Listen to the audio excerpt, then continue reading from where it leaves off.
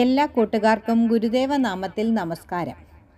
Shri Sippy പള്ളിപ്പുറത്തിൻ്റെ ഉണ്ണികൾക്ക് 108 Gurudeva കഥകൾ എന്ന ബാലസാഹിത്യ രചനയിൽ നിന്നും സദാശിവൻ്റെ അപ്പക്കൊതി. സദാശിവൻ ഒരു കൊതിയൻ കുട്ടിയായിരുന്നു. ഒരു ദിവസം അമ്മ അടുക്കളയിൽ അപ്പം ചുടുന്ന നേരത്ത് അവൻ പൂച്ചയെപ്പോലെ പാത്തും പതുങ്ങിയും അവിടെ എത്തി. കുറച്ചു നേരം നിന്നപ്പോൾ അവൻ്റെ നാവിൽ വെള്ളമൂറി. അമ്മ ചുട്ടുവെച്ച അപ്പത്തിൽ നിന്നും ഒരെണ്ണം സദാശിവൻ കയ്യിലെടുത്തു. അമ്മയോട് ചോദിക്കാതെയാണ് അവൻ അപ്പം കടന്നെടുത്തത്. അത് അമ്മയ്ക്ക് അത്ര രസിച്ചില്ല.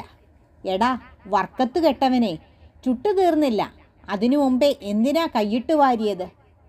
അമ്മ കയ്യിലിരുന്ന ചട്ടുകത്തിൻ്റെ തണ്ടുകൊണ്ട് സദാശിവന് ചെറിയൊരു തട്ടുകൊടുത്തു.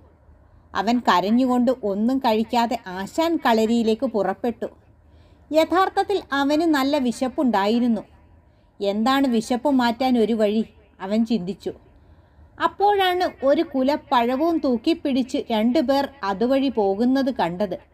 അത് ഗുരുദേവന് കാഴ്ചവെക്കാൻ കൊണ്ടുപോകുന്ന പഴക്കുലയാണെന്ന് സദാശിവന് മനസ്സിലായി. സ്വാമികളുടെ പക്കൽ ചെന്നാൽ 1-2 പഴം കിട്ടും.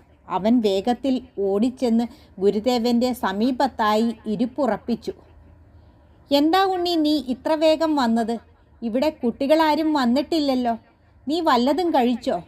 ഗുരുദേവൻ അവനോട് ആരാഞ്ഞു. ഇല്ല, നല്ല വിശപ്പുണ്ട്, അവൻ പറഞ്ഞു. ഓ, അമ്മയോട് പിണങ്ങി അപ്പം കഴിക്കാതെ പോന്നാൽ എങ്ങനെ വിശക്കാതിരിക്കും അല്ലേ? ഗുരുദേവൻ അവനെ നോക്കി ചിരിച്ചു. ഗുരുവിൻ്റെ ചോദ്യം കേട്ട് സദാശിവൻ ഒരു നിമിഷം അമ്പരന്നു. തൻ്റെ വീട്ടിൽ നടന്ന കാര്യം ഈ സ്വാമികൾ എങ്ങനെ അറിഞ്ഞു? ഒന്നും മനസ്സിലാകാതെ അവൻ ഗുരുവിൻ്റെ മുഖത്തേക്ക് നോക്കി. അപ്പോഴേക്കും പഴക്കുലയുമായി വന്ന ഭക്തന്മാർ ഗുരുദേവൻ്റെ സന്നിധിയിലെത്തി. ഗുരു സദാശിവനെ തൻ്റെ അരികിൽ വിളിച്ച് കുലയിൽ നിന്നും 1-2 പഴം എടുത്ത് അവന് കൊടുത്തു.